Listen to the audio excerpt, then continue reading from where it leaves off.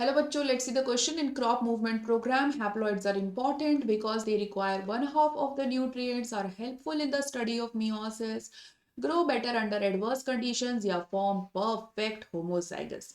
Okay अब हम बात करते हैं हैप्लॉइड्स की। तो हैप्लॉइड्स काफ़ी इम्पॉर्टेंट होते हैं क्रॉप मूवमेंट प्रोग्राम के लिए, क्योंकि क्या होता है ना कि क्योंकि इनकी एक ही कॉपी प्रेजेंट होती है, यानी कि क्रोमोसोम 1, क्रोमोसोम 2, क्रोमोसोम 3 जितने क्रोमोसोम्स है सबको एक एक कॉपी में प्रेजेंट होगा, वो हुआ हैप्लॉइड। डिप्लॉइड का मतलब होता है डबल डबल डबल, यानी पेयर में प्रेजेंट होगा हर एक क्रोमोसोम। एक पेयर आता है, सॉरी एक सेट आता है मदर से, एक सेट आता है फादर से, ऐसा होता है डिप्लॉइड में। बट हैप्लॉइड में एक ही है, तो इसको हम कह सकते हैं।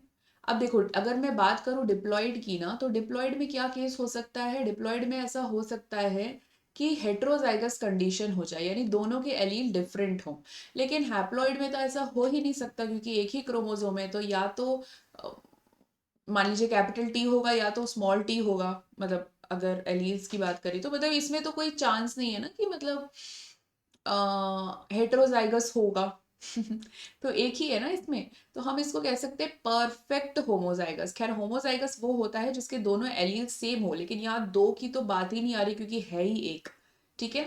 तो म्यूटेशन स्टडीज में बहुत बेहतर रहता है ये, म्यूटेशन स्टडी में ना बहुत काम आता है ये।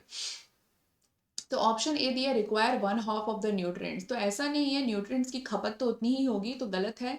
Are helpful in the study of meiosis, तो मियोसिस में पढ़ने के लिए नहीं इतना काम आते, मतलब that is not the main requirement.